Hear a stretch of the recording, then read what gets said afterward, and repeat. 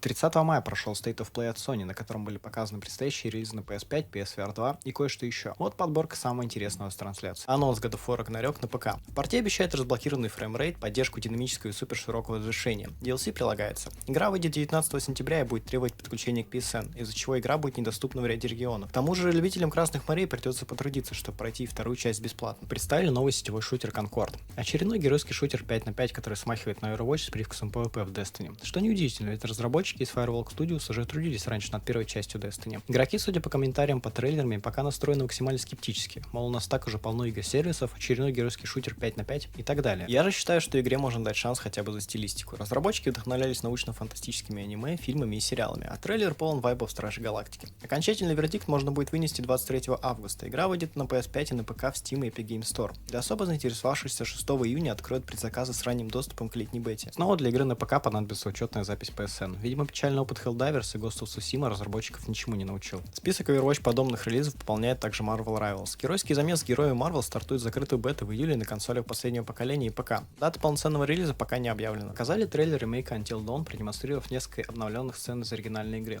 Ремейк одного из первых интерактивных кино с классической историей про студентов в загородном особняке выходит этой осенью на PS5 и ПК. Кстати, эту игру Sony тоже не обделили обязательной привязкой к PSN. Как говорится, готовь сани, то есть аккаунт с лета. Еще один страшный ремейк. На этот раз Silent Hill 2. Выйдет уже 8 октября на PS5 и ПК. Классический туманный хоррор про мужика, который вдруг получил письмо от своей покойной жены, получится то, что разработчики не могли реализовать на PS2.